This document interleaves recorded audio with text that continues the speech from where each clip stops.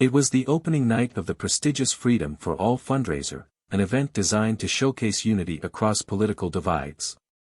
The room buzzed with conversation, the air thick with tension and curiosity.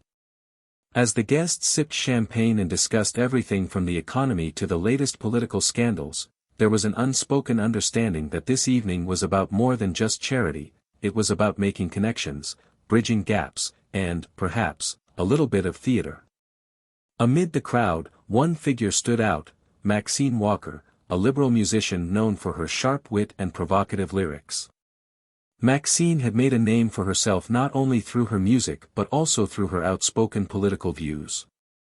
It was no secret that she had little love for the likes of Pam Bondi, the former Florida Attorney General and a figure closely associated with conservative politics. Maxine had been invited to perform a few of her latest tracks, but as she walked past a grand piano placed near the stage, her eyes locked onto a familiar face. Pam Bondi, standing confidently with a drink in hand, was conversing with a small group. Maxine had heard enough about the political figure's stances on various issues to know they were as different as night and day. A mischievous thought crossed Maxine's mind. With a sly smile, she called out across the room, drawing the attention of nearby guests. "Hey, Pam. I hear you're a woman of many talents. How about showing us what you can do on that piano?" The challenge was thrown, and the room went silent. The crowd paused, unsure whether Maxine was joking or serious. Pam Bondi, never one to back down from a challenge, raised an eyebrow and smirked. "I'm not one to back away from a good challenge," she said, pushing through the crowd and making her way to the piano. The tension in the room was palpable. Maxine had no idea what was about to unfold. Pam sat at the piano, her fingers hovering over the keys. Maxine could barely hide her smirk as she leaned against the edge of the stage, arms crossed. What could a conservative politician, with no known musical background, possibly do? Then, Pam's fingers began to move. To everyone's astonishment, the sound that emerged from the piano wasn't what anyone had expected. Pam Bondi's fingers flew across the keys, hitting each note with the precision and grace of a seasoned pianist. The room that had once been filled with chatter now hung on every note she played. Maxine's jaw dropped as she watched Pam's hands dance effortlessly along the keyboard, creating a melody that seemed both classical and modern at the same time. Pam played with a level of mastery that no one had anticipated. Each note seemed to resonate with hidden emotion, telling a story no one had heard before. The people around the piano, initially skeptical, were now enraptured by her performance. Maxine's initial confidence slowly began to fade as the sound from the piano enveloped the room. She was still trying to process what was happening. Pam Bondi, the woman she had once criticized and joked about in her songs, was now commanding the attention of the room in a way Maxine never could have imagined. As the final chord rang out, a stunned silence took over the room. It wasn't just that Pam had played well, it was that she had played with heart, with depth. The crowd erupted in applause, and even Maxine found herself clapping, albeit reluctantly. Pam stood up from the piano, a small but victorious smile on her face. "I guess I've got a few surprises up my sleeve," she said, her voice steady but with an underlying pride. Maxine, still processing, slowly approached the piano, her expression unreadable. Maxine wasn't sure how to react. She had wanted to challenge Pam, to expose her for what she assumed would be a lack of talent.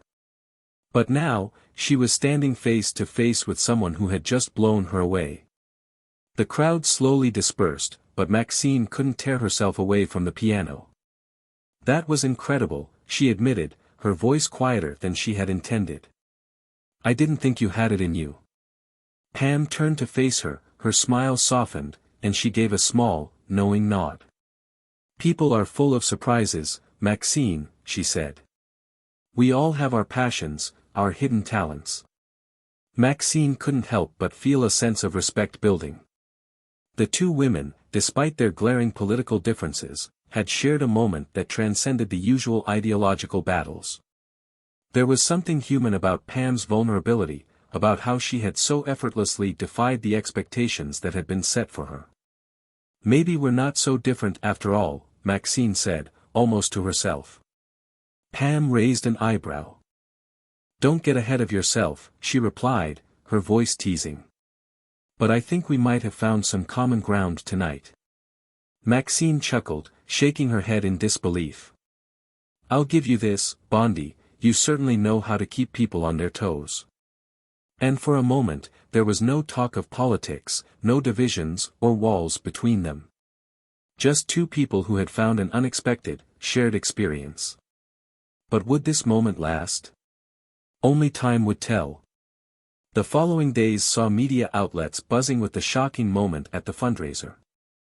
Maxine Walker, the liberal musician, and Pam Bondi, the conservative political figure, had found themselves unexpectedly united in a way that no one could have predicted. As footage of Pam's performance spread across social media, it sparked a new kind of conversation. Many were fascinated by the juxtaposition of their political ideologies and the sheer unexpectedness of Pam's musical prowess. In interviews, both women played down the incident, but there was a clear understanding that something had shifted between them. Perhaps not a friendship, certainly not an alliance, but an acknowledgement that the world was far more complicated than the simple political binaries they had spent so much time navigating. Maxine, for her part, couldn't help but reflect on the evening. Maybe Pam Bondi wasn't the villain she had once imagined. Maybe, just maybe, there were things about her that Maxine could respect, things beyond the political divide. It was a realization that would linger with her for some time. As for Pam, she returned to her work with the same tenacity as ever, but with one additional story to tell. The night she shocked a liberal musician and proved that there was more to her than politics and policy. And for both of them, that moment at the piano would be something they would never forget. Weeks passed, and the incident at the fundraiser began to fade into the background of the relentless political news cycle.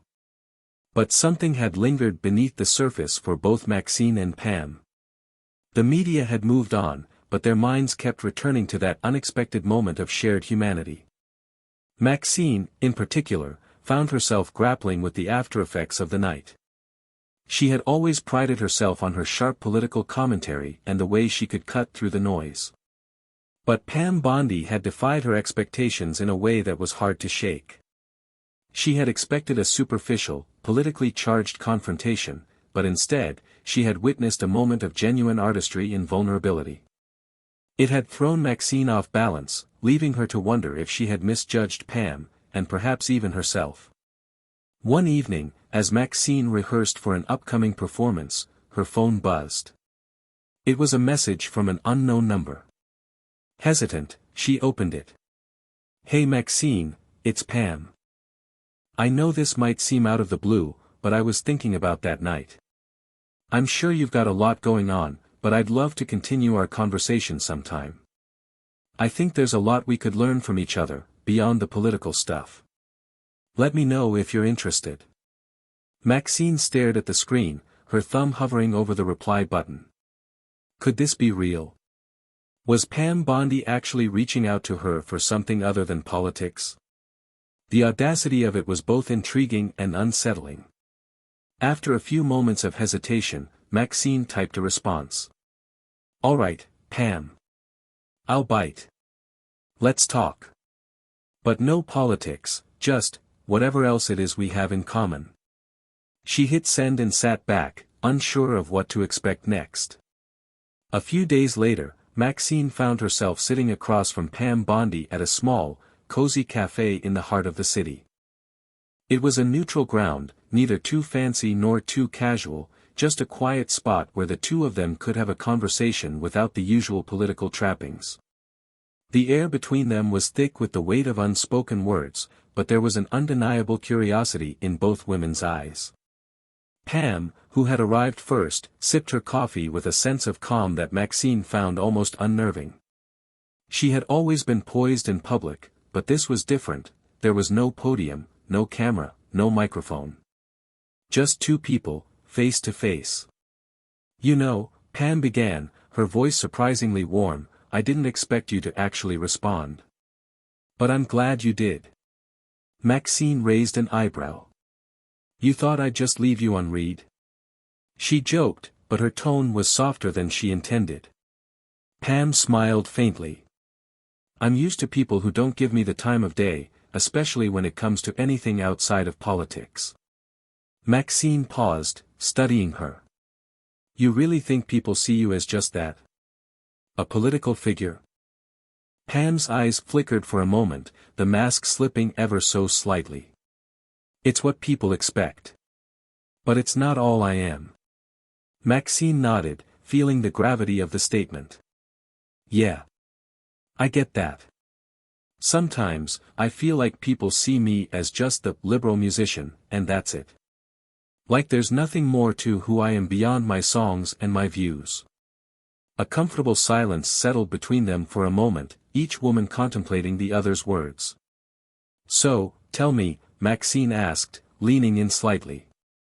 What else is there to Pam Bondi, besides the politics and the piano? What makes you tick? Pam chuckled softly. I don't know if I'm ready to reveal all my secrets, but for starters, I love history. I read more books on American history than I can count. And, believe it or not, I'm a bit of a foodie. I've traveled the world for work, but sometimes I just want to sit in a quiet restaurant and eat something simple. Maybe even try my hand at cooking. Maxine's eyebrows raised in genuine surprise. Foodie, huh? I didn't see that coming. Pam grinned. People often think I live off of political rallies and speeches, but there's more to me than just that. Maxine smiled, feeling a strange sense of connection. Okay, I'll admit it. I didn't think you had it in you. But I can relate to wanting to be seen for who you really are, not just the stereotype people have of you. The conversation continued, and for the first time, it felt like the walls of politics were crumbling.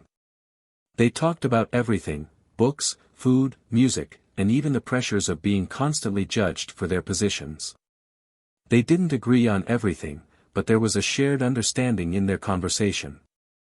They were both people, after all, with lives, interests, and passions outside of their political personas.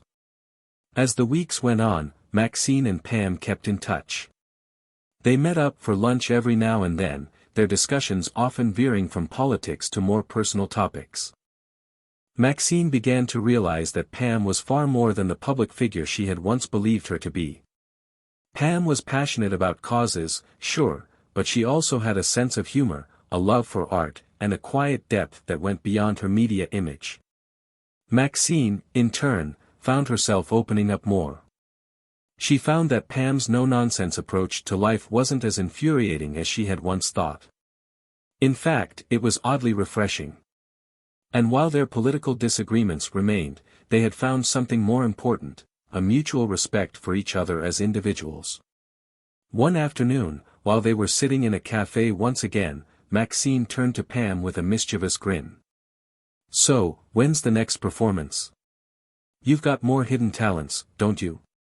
Pam's eyes sparkled with mischief. I guess you'll have to wait and see. And for the first time in a long while, Maxine felt hopeful. Maybe, just maybe, there was more to life than politics.